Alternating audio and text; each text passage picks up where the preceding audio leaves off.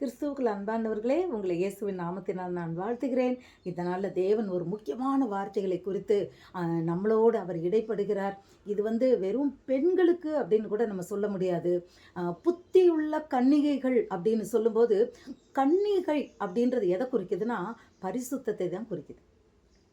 புத்தியுள்ள கன்னிகைகள், மணவாளன் வருகிறார். அந்த 10 கன்னிகைகளை குறித்து, அதாவது அவர் என்ன சொல்றார், இதை ஒரு உதாரணமாக தான் சொல்றார். பரலோகத்தை அவர் உதாரணமாக சொல்லுகிறார். எப்படின்னா 10 புத்தியுள்ள கன்னிகைகள் போனாங்க. அவங்க தீவட்டி வச்சிருந்தாங்க. 5 பேருக்கு இல்லை, அந்த புத்தியுள்ள கன்னிகை. அப்போ கன்னிகை என்பது எதை குறிக்கிறது அப்படின்னு சொன்னா வெர்ஜின், அது பரிசுத்தத்தை குறிக்கிறது. பிரியமானவர்களே, பரிசுத்தம் இல்லாத ஒருவரும் தேவனை தரிசிக்க முடியாது. ஹல்லேலூயா. அது மாத்திரம் இல்லை, அதில் என்ன சொல்கிறாங்கன்னா, விளக்கு என்பது எதை குறிக்குது? அவங்க கையில் விளக்கு வச்சுருந்தாங்களாம். நான் சொல்கிறேன், பரலோகமானது அது இருட்டா? இவங்க எதுக்கு விளக்க கொண்டு உள்ளே போகணும்? இதனுடைய ஆவிக்குரிய ரகசியம் இன்றைக்கு நாம் கற்றுக்கொள்வோம். பிரியமானவர்களே, ஆவியானவர் நம்மை நடத்தும்படியாய் நம்ம ஆவி ஆத்மா சரீரத்தை ஒருமுகப்படுத்தி சுற்றி இருக்கிற எல்லா நினைவுகளையும் நாம் அகற்றிவிட்டு இன்றைக்கு கர்த்தர் நம்மளோடு பேசுகிற சத்தத்தை கேட்கும்படியாய் உங்கள் இருதயங்களை ஆயத்தப்படுத்தி இந்த நாளில் நம்மளை ஒப்பு கொடுப்போம். கர்த்தருடைய சத்திரம் மனாந்திரத்தை அதர பண்ணுன்ற வார்த்தையின்படி இன்றைக்கு இந்த சத்தம் நம்ம செவிகளில் தொனிக்கட்டும். ஹல்லேலூயா. அந்த சத்தத்துக்கு நாம் கீழ்ப்படிவோம். ஆமென். ஒளி ஒளி அப்படின்றது ஆண்டவர் அங்கே வெளிச்சமாக இருக்கிறாரு. சூரியன் கிடையாது, சந்திரன் கிடையாது. ஆண்டவருடைய வெளிச்சம், அவர் தான் அங்கே வெளிச்சமா ஒளியா நிற்கிறார். அவர் உலகத்தின் ஒளி. நாமெல்லாம் யாரு? வெளிச்சத்தின் பிள்ளைகள். இதுதாங்க ரகசியம். இதுதாங்க ரகசியம். நீங்கள் வெளிச்சத்தின் பிள்ளைகளாக இருக்கிறீர்கள். அந்த எண்ணெய் எதை குறிக்குது? அந்த 5 பேருக்கு எண்ணெய் இல்லை, அணைஞ்சு போச்சு. அப்போ அவங்ககிட்ட போய் கேட்குறாங்க, இல்லை நீ போய். இதெல்லாம் ஆவிக்குரிய கருத்து என்ன அப்படின்னு சொன்னால், எண்ணெய் என்பது அபிஷேகத்தை குறிக்கிறது. தாவீது ராஜாவை அவர் தான் முத்திருத்தாரு. நீ தாவீதின் ராஜா, நீ தான் ராஜான்னு ஆண்டவர் முன்குறிச்சிட்டாரு. ஆனால் அபிஷேகம் பண்ணுகிறார், எண்ணெயினால் அபிஷேகம் பண்ணுகிறார். அதை செய்யும்படியாய் அபிஷேகிக்கும் போது கர்த்தருடைய சித்தத்தின்படி அவங்க செய்வாங்க. அபிஷேகம் எதுக்குன்னா தேவனோடு நடக்கிறதற்கு, நம்ம சுயமாக நடக்கிறதுக்கு இல்லை. அபிஷேகம் என்பது தேவன் முன்குறித்தவர்களை எல்லாருக்கும் ஆண்டவர் அபிஷேகம் கொடுக்கல. அபிஷேகம் என்பது கர்த்தர் தெரிந்து கொண்டவர்களுக்காக அவர் கொடுக்கிற ஒரு பிளெஸ்ஸிங்ஸ், ஆசீர்வாதம். அந்த அபிஷேகமானது நுகத்தடிகளை முறிக்கும். இந்த உலகத்து காரியங்கள் எல்லாவற்றையும் முறித்து போட்டுவிட்டு தேவனுக்காய் வைராக்கியமாக எழும்பும்படியாய் அது நமக்குள் கிரியை செய்யும். ஹல்லேலூயா.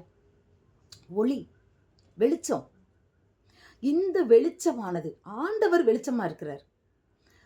அப்போ இந்த புத்தி இல்லாத கன்னிகைகள்னு என்ன சொல்றாரு?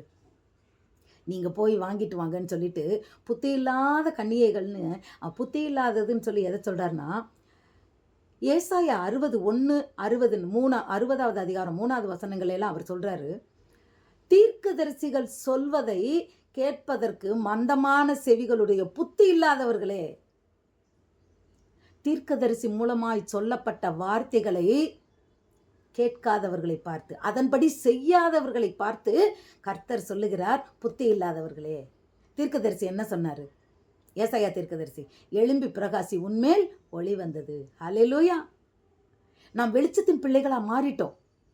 கர்த்தருடைய மகிமை நம்மேல் உதிக்குது. அப்ப நம்ம என்ன செய்யணும்? இருளில் இருக்கிற ஜனங்களுக்கு நம்மளும் வெளிச்சமா மாறணும். அவருடைய பிள்ளைகள் தானே நம்ம. அப்ப அவருடைய சத்தியத்தை நம் மூலமா அவர்கள் தெரிந்து கொள்ளணும். அல்லேலூயா. அவர் சொல்றாரு, கடைசி வரையிலும் ஆண்டவரை குறித்து அறியாத வரையிலும் நான் வரமாட்டேன். ஏன்னா இயேசுனா யாருக்குன்னே தெரியல அப்படின்னு சொன்னா, ஆண்டவர் வருகையில் கைவிடப்பட்ட முந்தைய இயேசு உங்களை இப்படி அவங்க யாருமே எனக்கு சொல்லலையேன்னு சொன்னா, ஆண்டவர் அவங்களுக்கு தண்டனை எப்படி கொடுக்க முடியும்? அதனால தான் அவர் காத்துக்கிட்டு அவர் சொல்றாரு, பூமியின் கடைசி பரியந்தம் வரையிலும் ஒருவரும் கெட்டு போவது அவருக்கு சித்தம் அல்ல. எல்லாரும் ரட்சிக்கப்படணும். தேவனோட வருகையில் அவங்க ஆயத்தமாகணும். அப்போ நம்ம ஆயத்தப்படுத்த வேண்டும். அதுதான் அந்த விளக்கு தண்டை ஆயத்தப்படுத்துறது. பிரியமானவர்களே, ஆத்துமாக்களை நாம் ஆதாயப்படுத்த வேண்டும். அவங்கெல்லாம் எடுத்து ஆதாயப்படுத்திட்டாங்க. இதுங்களுக்கும் அபிஷேகம் ஆண்டவர் கொடுத்துருந்தாரு. ஆனா பரலோகத்துக்கு போற வாஞ்சை மட்டும் இவங்ககிட்ட இருக்கு. ஆத்துமாவை கொண்டு போறதுக்கு இவங்களுக்கு வாஞ்சை இல்லை. நான் மட்டும் போகணும்னு நினைச்சாங்க. அதுதாங்க இது சுயநலமான வாழ்க்கையை குறிக்கிறது. இவர்கள் அநேக ஆத்துமாக்களை கொண்டு போறாங்க. இந்த புத்தி உள்ள ஸ்திரீகள் அவர்கள் அபிஷேகத்தை பயன்படுத்தினார்கள். இந்த புத்தி இல்லாத ஸ்திரீகள் அபிஷேகத்தை பயன்படுத்தாதபடி விட்டுட்டு கொஞ்சமா அபிஷேகம் அதை திருப்பி அவங்க அந்த அபிஷேகத்தை புதுப்பிச்சுக்கல. அபிஷேகத்தை புதுப்பிக்காம திருப்பி போயிட்டு அவங்க வரும். அது அந்த கருத்து என்னன்னா, அவங்க வரும்போது முக்கியமான வார்த்தை என்ன தெரியுமா? கதவை மூடிடுறாரு அவரு. அப்போ கதவை தட்டி இவங்க திறங்கன்னு அவன் உள்ள வரணும்னு சொல்லத்துல, உங்களை யாருன்னு எனக்கு தெரியாதுன்னு சொல்றாரு. இதுதான் அங்க ஆவிக்குரிய கருத்து. இவங்க போனது வந்ததெல்லாம் விட்டுருங்க. அபிஷேகம் அடைந்து புத்தி இல்லாத ஸ்திரீகளாய் அபிஷேகத்தை இழந்து ஆத்தும ஆதாயம் பண்ணாத படிக்கு தேவனுடைய பரலோக ராஜ்யத்துக்குள்ள இடம் இல்லை. அது ஆணா இருந்தாலும் பொண்ணா இருந்தாலும். அதுதான் முக்கியம்.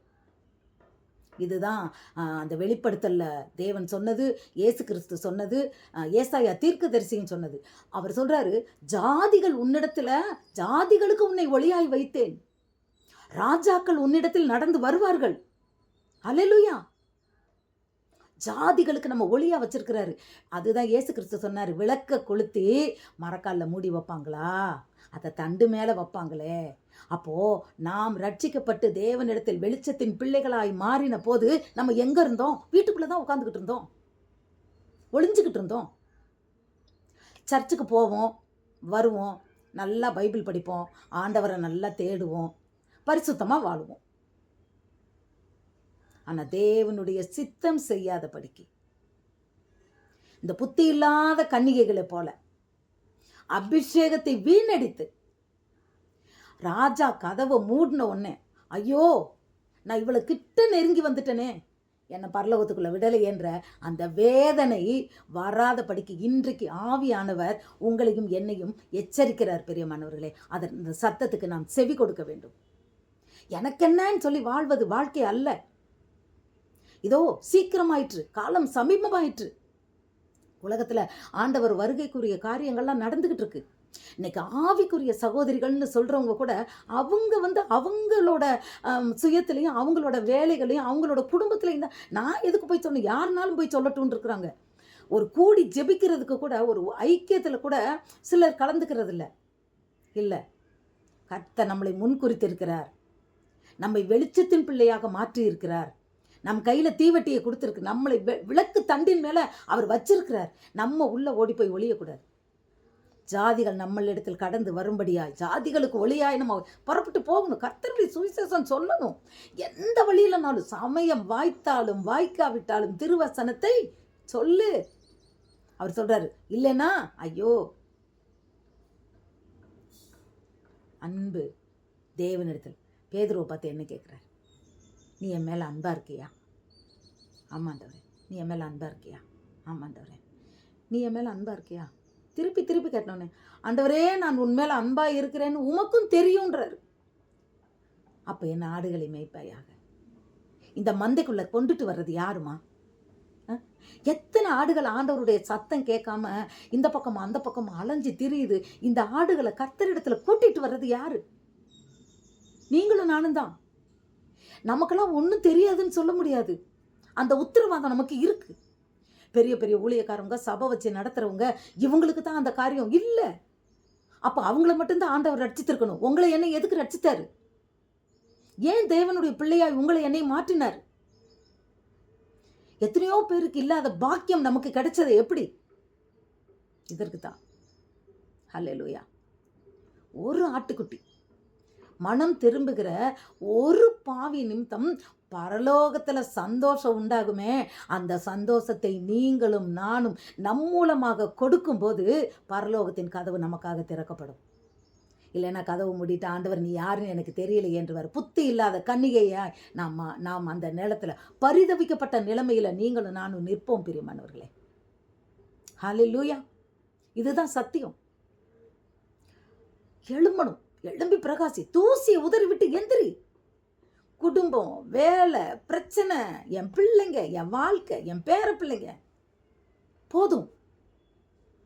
நம்மகிட்ட ஒட்டி இருக்க தூசியெல்லாம் உதருங்க. எந்திரிங்க, கிறிஸ்துவுக்கா எந்திரிங்க. புத்தி உள்ள கன்னிகைகளா எந்திரிங்க. இது வெறும் பெண்களுக்கு மாத்திரமல்ல, ஆண்களுக்கும். கன்னிகை, ஏன்னா அவர் மணவாளன்னா பெண்ணு மட்டுமா இல்லை. இந்த இடத்துல கன்னிகை என்பது ஆணும் தான் பெண்ணும் தான். பரிசுத்தம். ஒரு கணவன் மனைவி திருமணம் என்பது, ஒரு கணவன்கிட்ட ஒரு மனைவி வர்றான்னா அது கன்னியா, அந்த திருமணம் பரிசுத்தம் உள்ளதாக இருக்கணும்னா அந்த பெண், அந்த அந்த அந்த மணவாளருடன் இணைகிற அந்த பெண் பரிசுத்தமாக இருக்கணும். பரிசுத்தம்ன்றதுக்கு அடையாளம் தான் கன்னிகை. ஆம்பளைங்கெல்லாம் பாட்டு பாடுறாங்கல்ல, மணவாளன் வர்றாரு நான் போகிறேன்னு. இதுக்கு இதான் அர்த்தம், பரிசுத்தம். பரிசுத்தம் இல்லாமல் தேவனை தரிசிக்க முடியாது. ஆனால் இப்போ ஏன் ஆண்டவர் சொல்கிறாரு, புத்தி இல்லாதவங்களே, நீங்கள் என்ன இல்லை உங்கள்கிட்ட, அவங்க புத்தி இல்லாதவங்களாம் என்ன வாங்க போயிட்டாங்களாம். திரும்பி வர்றதுக்கு ஆண்டவர் கதவை அடைச்சிட்டாராம், உங்களை யாருன்னே தெரியாதுன்ட்டாராம். நம்ம இதனுடைய அர்த்தம், நம்ம ரட்சிக்கப்பட்டிருக்கோம், நாம் வெளிச்சத்தின் பிள்ளையாக மாறி இருக்கோம். சத்தியத்தை குறித்து நமக்கு நல்லாவே தெரியும். அபிஷேகத்தையும் கர்த்தர் நமக்கு கொடுத்திருக்கிறார். ஆனாலும் நல்லா தூங்கிட்டாங்களாம். அதை பற்றி அபிஷேகத்தை குறித்த கவலையே இல்லாதபடி. இவர்கள் அபிஷேகத்தை குறித்த கவலை இருந்தது இவர்களுக்கு. இந்த 5 புத்தியுள்ள கன்னிகைகளுக்கு அந்த அபிஷேகத்தினுடைய அந்த கவலை இருந்தது. நம்ம ஆண்டவரை கொண்டு வரணுமே, ஆத்துமாக்களை கொண்டு வரணுமே, யாரை கர்த்தருக்குள்ளே நடத்தலாம், இவர்களை மீட்டுக்கொள்ளணுமேன்னு சொல்லி அவர்கள் தேவனுடைய வேலை செய்வதில் அந்த அபிஷேகத்தில் நிரம்பி இருந்தார்கள். ஆனால் இவங்க அதை குறித்த கவலையே இல்லாதபடி வாழ்ந்தவர்கள் தான் இந்த அபிஷேகம் இல்லாமல் நல்லா தூங்கிக்கிட்டு இருந்தவங்கன்னு போட்டிருக்கு. அப்போ இவங்க போகும்போது ஆண்டவர் கதவை மூடிட்டார். அப்போ இவ்வளோ நாள் நம்ம கஷ்டப்பட்டோம், ரட்சிக்கப்பட்டுட்டோம். நம்ம ஆண்டவருடைய பைபிள் தரோவாக தெரியும், நல்லா தெரியும். ஆனால் சத்தியத்தின்படி நடக்காத புத்தி இல்லாதவங்கள் என்றாரு. தீர்க்கதரிசிகளினுடைய வார்த்தைக்கு கீழ்ப்படியாத, செவியை விருத்த சேதனம் செய்யப்படாத புத்தியுள்ள கன்னிகைகள் சொல்றாரு. இவர்கள் எப்படி? நம்ம தீர்க்கதரிசி சொன்ன வார்த்தைக்கு நம்ம கீழ்ப்படுகிறோமா? ஆனால் அதனுடைய கோபம் பயங்கரமாக இருக்கும். ஏசாயா தீர்க்கதரிசி சொன்னார், எரேமியா சொன்னார். அப்போது அவங்களுடைய வார்த்தைகளெல்லாம் கீழ்ப்படியாத ஜனங்களுக்கு நேர்ந்த கதியை நம்ம பார்த்தோமா? முரட்டாட்டமும் கடின இருதயம் உள்ளவர்களே அப்படின்னு அவங்கள சொல்லிட்டு என்ன சொல்கிறாரு? உங்களை தேடி வரும் பஞ்சம், வரும் பட்டயம், வரும் நாசமோசம் வரும், நீங்கள் நிம்மதியாக இருக்க மாட்டீங்க. அவங்களுக்கு கொடுத்த காரியங்கள்லாம் பார்த்தீங்க, அவர் பேசுகிறதெல்லாம் பார்த்தா பயங்கரமாக இருக்கும். இது தேவனுடைய கோபம். கீழ்ப்படியாதவர்களை குறித்து சொன்ன வார்த்தைகள். இன்றைக்கு நீங்களும் நானும் தேவனுடைய அந்த அபிஷேகத்தை பெற்றுக்கொண்ட நாம் அதை குறித்த அக்கறை இல்லாதபடி நாம் வாழ்ந்து கொண்டிருந்து நல்லா நித்திரையில் தூங்கிக்கிட்டு இருந்துட்டு ஆத்மாவை குறித்த ஆதாயமாக யாரோ பார்க்குறாங்க, எனக்கெல்லாம் அந்த தகுதி இல்லை, நான் பார்க்கணுன்னு அவசியம் இல்லை என்று வாழ்ந்து கொண்டிருக்கும்போது கதவை மூடிட்டார்னா எங்கே போவோம்? இத்தனை ஆண்டு காலம் அவர் கொடுத்த அந்த ரட்சிப்பு வீணாய் போய்விடாதா? எதற்காக அந்த ரட்சிப்பை நாம் பெற்றுக்கொண்டோம்? உங்கள் கண்கள் திறக்கப்படுவதாக, உங்கள் மனக்கண்கள் திறக்கப்படுவதாக. அதான் அவர் சொல்றாரு, கட்டின இருதயம் உள்ளவங்க, அவங்க கட்டின இருதயம். ஆண்டவர் சொல்றாரு, இருதயத்தின் நுனித்தோலை விருத்த சேதனம் செய்யுங்கள்ன்றார். அவர்கள் விருத்த சேதனம் செய்யாத இருக்கிறவர்கள். இருதயத்தின் நுனித்தோல் விருத்த சேதனம் செய்யப்படும் போது பரிசுத்த ஆவியானவருடைய அந்த அவர் சொல்லுகிற வார்த்தைகளும் அபிஷேகமும் நமக்குள்ளே போகும். சத்தியம் உள்ளுக்குள்ளே போகும். கர்த்தருடைய சத்தம் உள்ள கேட்கும். இன்னைக்கு இருதயமும் விருத்த சேதனம் செய்யப்படலை, காதும் விருத்த சேதனம் செய்யப்படலை. இந்த காது விருத்த சேதனம் செய்யப்பட்டிருந்தால் கர்த்தருடைய அழைப்பின் சத்தம் கேட்கும். பிசாசு காதை நல்லா மூடி வச்சிருக்கான். அழைப்பின் சத்தம் கேட்கக்கூடாது. ஏன்னா இவங்கெல்லாம் யார் அப்படின்னு சொன்னால், தனக்குத்தானே நான் நல்லவதான், நான் பரிசுத்தவாட்டி, நான் நரகத்துக்கு போக மாட்டேன் ஆண்டவர் என்னை கூட்டிகிட்டு போயிடுவாருன்ற அந்த எண்ணத்தில் உள்ள அந்த பரிசேயன் ஒருத்தன் ஜெபம் பண்ணான் பார்த்தீங்களா? நான் 2 நாள் நான் 2 வேளை உபவாசிக்கிறேன், 10ல் 1 தசமபாகம் கொடுக்குறேன், நான் இவனை போல அவனை போல நான் திருடலை, அவனை மாதிரி இவனை மாதிரி நான் ஏமாத்தலை, நான் அப்படிப்பட்டவன் இப்படிப்பட்டவன் சொன்ன பரிசேயன் இருந்தான் பார்த்தீங்களா? அந்த நிலைமை தான். அவனல்ல, இவனே நீதிமாக்கப்பட்டான். இதெல்லாம் செஞ்சவன் ஆண்டவர் நீதிமான்னு ஒத்துக்கலையே, ஏன்னா அவன்கிட்ட பெருமை இருந்ததில்ல. செஞ்சதை தான் சொன்னான்ப்பா. அவன் பொய் சொல்லலை, அவன் அப்படியெல்லாம் இருந்திருக்கான், அதைத்தான் சொன்னான். அதுவே தேவனுக்கு பிடிக்கல. ஆனால் நான் பாவின்னு அவன் அடித்து அழுகும்போது கர்த்தர் எப்படியா. அதனால பரலோகத்தினுடைய ரகசியம் என்னன்னா, நம்ம அதான் சொல்றாரு, நீங்கள் அழுகையும் பற்கடிப்பும் உள்ள இடத்துக்கு என்னுடைய வெளிச்சத்தின் பிள்ளைகள் நீங்க போவீங்க, ஆனால் புற ஜாதிகள் அதுக்குள்ள வருவாங்கன்னு சொல்றாரு. ஹல்லேலூயா. நீங்களாம் அழுகையும் பற்கடிப்பும் உள்ள இடத்துக்கு போவீங்க, ஆனால் புறஜாதிகள் அதுக்குள்ள வருவாங்கன்னு சொல்றாரு. ஆமென். எப்படி? அவங்க தான் இன்னைக்கு ஆண்டவரை தெரிஞ்ச உடனே வைராக்கியமாக ஊழியம் பண்ணுறாங்க. இன்றைக்கி கூட நான் இந்த வீடியோ போடுறேனே, இந்த மேக்னிஃபிசன்ட் பிளெஸ்ஸிங்ஸ்னு அற்புத ஆசீர்வாதங்கள்ன்ற தலைப்பில் எனக்கு சப்ஸ்கிரைப் பண்ணின 1500 பேரில் 100 பேர் கிறிஸ்டியன்னா அதிசயம், மீதி அத்தனை பேரும் இந்துக்கள் தான். அவங்க தான் அதாவது ஆண்டவர் சொல்கிறது போல், நீங்கள்லாம் என்னத்தை போக போகிறீங்கன்ன மாதிரி அந்த தாகம், அந்த வாஞ்சை, அந்த ஆசை அவங்களுக்கு என்ன சொல்ல, எல்லாம் நமக்கு தெரியும். நான் குறை சொல்லலை, உள்ள சூழ்நிலை அந்த ஆண்டவர் சொன்னதுக்கு அர்த்தம் சொல்கிறேன். புறஜாதிகள் வருவாங்கன்னு சொன்னாரே, அதுக்கு நான் அர்த்தம் சொல்கிறேன். உண்மையிலேயே பிரியமானவர்களே, புத்தியுள்ள கன்னிகைகளால் இது வெறும் பொம்பளைகளுக்கு மாத்திரம் அல்ல, இது ஆண்களுக்கும் சேர்த்து தான் இந்த வசனம். ரட்சிக்கப்பட்ட அனைவரும் நாம் ஆத்துமாத கடவுள், நாம் பரிசுத்தமாய் கன்னிகை நம் அபிஷேகத்தை காத்து கொள்ள வேண்டும். அது மாத்திரம் இல்லை, மற்றவங்களையும் கூட்டி. இப்போ இவங்க போய் கேட்குறாங்க, எப்பா எனக்கு தரையா? ஒருத்தர் என் ஃப்ரெண்டு, இப்போ நம்ம ஒரு 10 பேர் கூடி ஒன்றா நம்ம ஊழியம் பண்ணுறோம், நம்ம அதாவது ஒன்றா நம்ம ஜெபம் பண்ணுறோம், ஐக்கியமாக இருக்கிறோன்றதுக்காக அவங்க போனாங்கன்னு நம்ம போக முடியாது. அவனவன் செய்த கிரியைகளின் பலன் என்னோடு கூட வருகிறதுன்றார் ஆண்டவர். நீ என்ன செஞ்ச அதுதான் உனக்கு சொல்கிறார் அவர். எப்பா நம்ம ஆண்டவர் வருகையின் போது தான் என்ன அறகுறையாக வெந்திருக்கா இல்லை நல்லா இதாக இருக்கான்னு சொல்லி நம்மளுடைய அதாவது ஊழியத்தை குறித்து நம்ம என்ன செஞ்சுருக்கோன்றதை நம்ம கிரியைகளை குறித்து கர்த்தர் கண்டுபிடிச்சிச்சு நம்மளை நடத்துவாருன்னு. அது எத்தனை சத்தியம். எழும்ப வேண்டும் பெருமானவர்களே, தூசியை உதறி விட்டு எழும்பு, எழும்பு சீயோனே, எழும்பு, உன் வல்லமையை தரித்துக்கொள். சீயோனே, உன் வல்லமையை தரித்துக்கொள், எழும்பு. செய்யணும், ஏதாவது ஆண்டவருக்கு செய்யணும். ஐயா பாட்டு பாடுவார், ஏதாவது ஏதாவது ஏதாவது செய்ய வேண்டுமே பாடுறாரா? அவரு ஊழியக்காரரு, அவர் பாட்டு பாடுவார், அவர் எழுதுவார். அழைத்த அழைப்பு மாறாதவை. அல்லேலூயா. தாயின் கருவில் தெரிந்து கொண்டு உங்களையும் என்னையும் அழைத்த அழைப்பு அது மாறாது.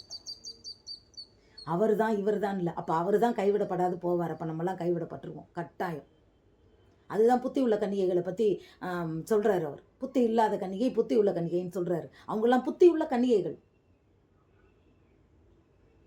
அவங்க எப்பயும் அபிஷேகத்தில் நிறைஞ்சு இருக்கிறாங்க, ஆத்தும ஆதாயம் பண்ணிக்கிட்டே இருக்கிறாங்க. ஆண்டவர் வருகை மட்டும், பிரியமானவனே பிதாவின் ராஜ்யத்துக்குள்ளே பிரவேசி, அழகாக கூட்டிட்டு போவார்.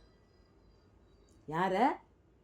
அவருடைய சித்தம் செய்பவர்களை, ஆண்டவருடைய சித்தம் செய்பவர்களை அவர் அருமையாக கூட்டிட்டு போவார். என் சித்தம், ஆண்டவர் சொன்ன வார்த்தையாக தான், பிதாவின் சித்தம் செய்ய. அவர் சித்தம் ஒருவரும் கெட்டு போவது எனக்கு சித்தம் அல்ல. எல்லாரும் இன்றைக்கும் கிறிஸ்தவர்கள் என்று, தேவனுடைய பிள்ளைகள் என்று, ஒளியின் பிள்ளைகளாகிய நாம் என்ன செய்து கொண்டிருக்கிறோம்? ஆயத்தப்படுகிறோமா? ஆயத்தப்பட வேண்டும், ஆயத்தப்படுத்த வேண்டும். கர்த்தர் உங்களை ஆசீர்வதிப்பாராக. God bless you.